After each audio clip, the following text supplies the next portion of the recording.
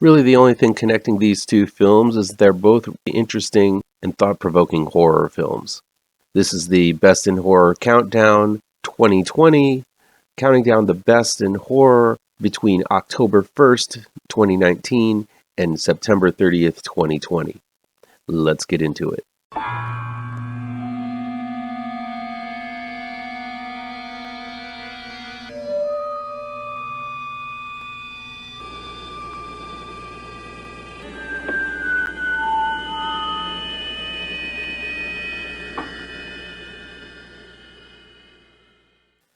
Welcome to the official Best in Horror 2019-2020 countdown on ML Miller Frights, a part of the Kings of Horror Network.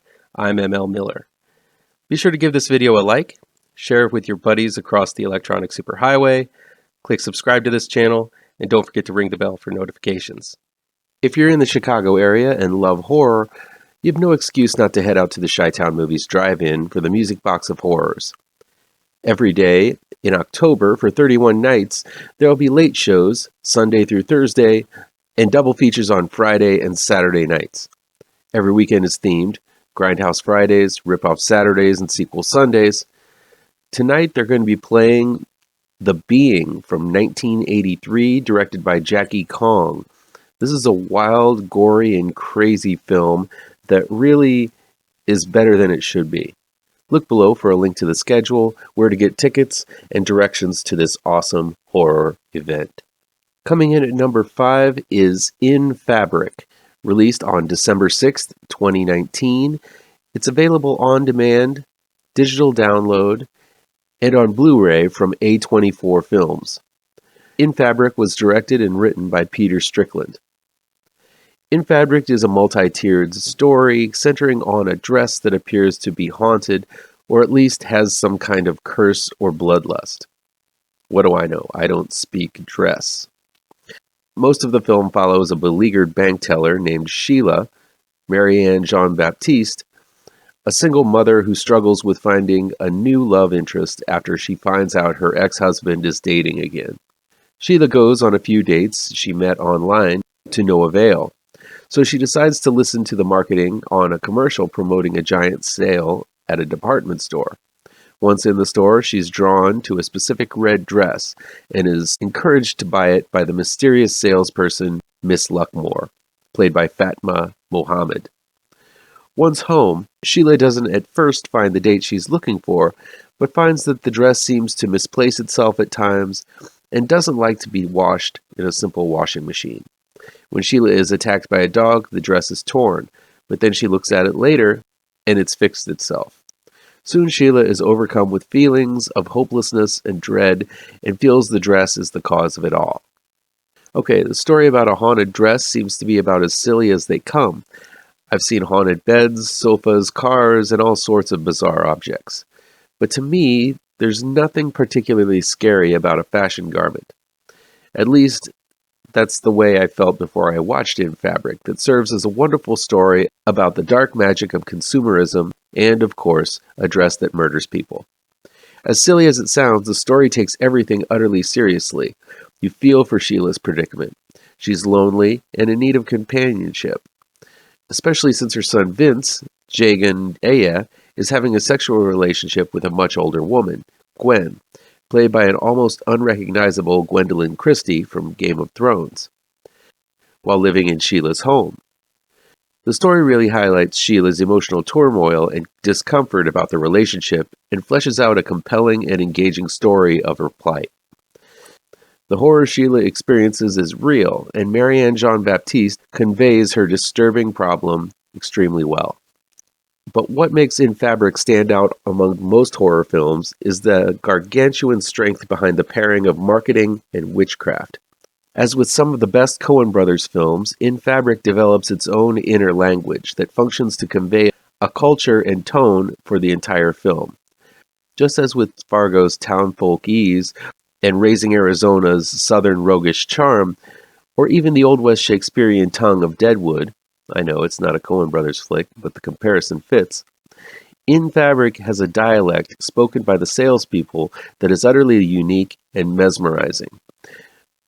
Run by an order of witches, the department store enchants the drooling masses gathered outside of their doors every day to purchase items in order to make their dreams come true. And the witches have their own language that reads like a catalog Elaine works for in Seinfeld, with enough purple prose and $10 words to make their own dictionary. I had a blast listening to the ways these witches tantalize their customers to do their bidding, sell their souls, and buy their wares.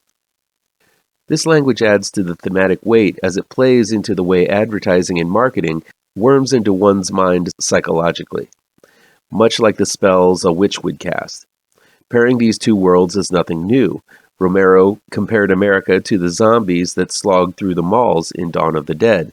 And more recently, Ben Wheatley attempted to illustrate the horrors of excess and consumerism in High Rise. But filmmaker Peter Strickland is able to transfix the viewer with all sorts of unconventional sights and sounds throughout In Fabric that causes both the pang of nostalgia, but also a haunting unease behind the living mannequins that are the witches at the store. Setting this in the fashion-trendy streets of 70s England gives the film an air of elegance, but somewhat of a sleazy undersheen that makes every conversation untrustworthy, every promise doubtful, and every transaction dire to one's soul. This is a gorgeous movie, both the way it looks and the way it plays with the metaphor of the influential power of words. The later scenes where the pair of businessmen, played with subtle hilarity by Julian Barrett and the always great Steve Oram, convince a washing machine repairman to rattle out jargon about the details of the repairs to them as they shudder orgasmically in an example of how this film knows it's about a goofy subject matter, but still manages to be disturbing and smart. Sometimes this film feels like it's plucked straight from a Terry Gilliam work. Other times it adopts the vivid coloring and dark tone of a giallo. Fabric also feels like a sister of sorts to Suspiria and its modern remake, as it handles the mix of witchcraft and the arts splendidly and hypnotically. In Fabric is definitely an art house film, but its themes, colors, sights, sounds, and thrills make this an utterly unique and astoundingly unconventional horror film that will tantalize as much as it thrills.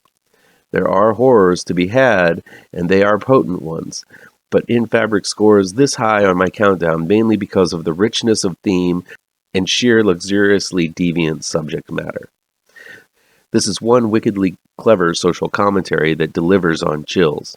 I was entranced by this sumptuous film oddity. In Fabric should not be left on the rack. Just missing the countdown by a skosh was the political allegory called Monstrum. Monstrum was released on May 14, 2020. It's streaming exclusively on Shudder. Monstrum was directed by Jong-ho Huh and written by Jeong-uk Byeon, Heo-dam, and Jong-ho Huh. Myung-min Kim, who plays a very similar type of character in Detective K, Secrets of the Living Dead, plays Yoon-dam, a former general in the King's Army who has since chosen to live the simple life with his sidekick and brother-in-arms, Sung-han, played by In-kwon Kim, and his daughter, Myung, Hyeri Lee. When a monster is reported to be rampaging on the outskirts of the kingdom, the king sends for his best man, Yoon, to take on the beast. But is there a beast at all? Or is the monster all some kind of ruse the hierarchy has come up with to keep the peasants in their place? At face value, Monstrum is a thrilling roller coaster reminiscent of King Kong and the best of Indiana Jones installments. It takes a group of likable warriors and puts them in the middle of a high-stakes adventure. There's intrigue, there's action, a hint of romance, a bit of slapstick comedy. Monstrum has all the ingredients of an old-school blockbuster-style actioner. Director Jong-ho Huh orchestrates the mayhem with a skilled hand. There are fantastic action scenes of sword battles where the camera follows the action from one fight to the other in an uncut, ballistically breakneck fashion that reminded me of the church sequence in Kingsman's Secret Service. The action is also filled with heart, forcing the viewer to be invested in all of the happenings because you just don't want any of these great characters to perish.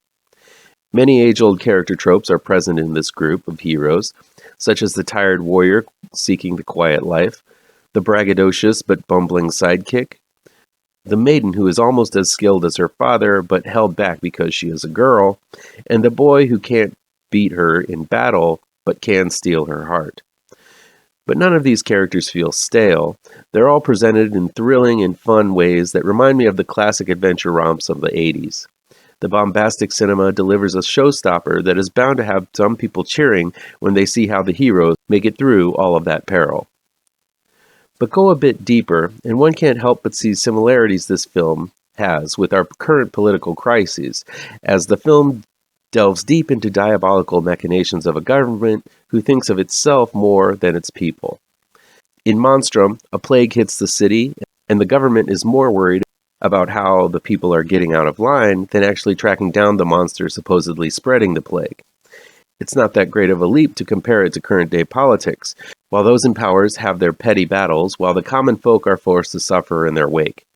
One might compare the maelstrom that swirls around the Monstrum plague to the Vietnam War, Persian Gulf, the COVID crisis, and any other instance where the government used a crisis to manipulate the common man.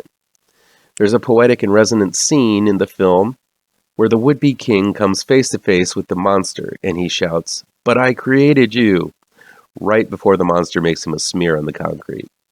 While Monstrum can be enjoyed without looking at it through a political lens, I think it enriches the viewing experience to acknowledge these obvious nods to current political and societal happenings.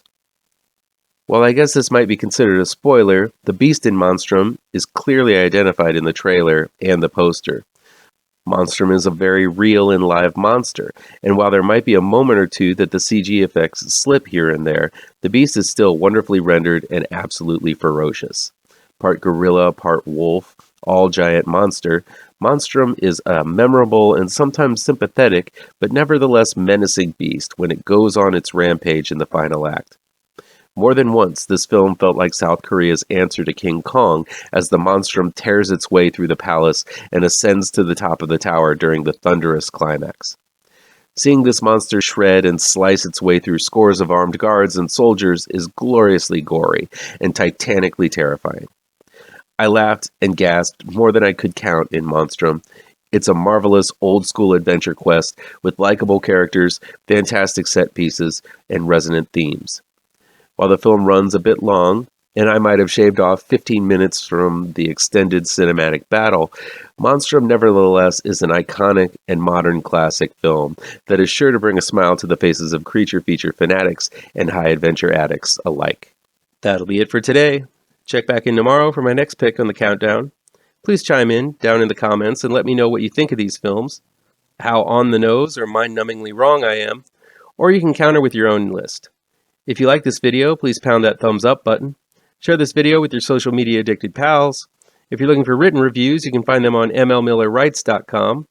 That's where you can find the rest of this countdown as well. Don't forget I have 2 new horror comic book trade paperbacks that you should look for. GRAVETRANCERS is out right now, and Pirouette, collecting never-before-published issues, will be out in late November, early December. Diamond order code APR 201712. And be sure to subscribe to this channel and ring that bell for notifications so you can be the first to see my future videos. Thank you so much for your time, and take care.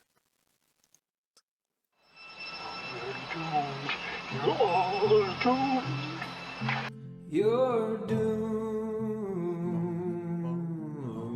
to live the life you're meant to be, stuck inside your reality. You're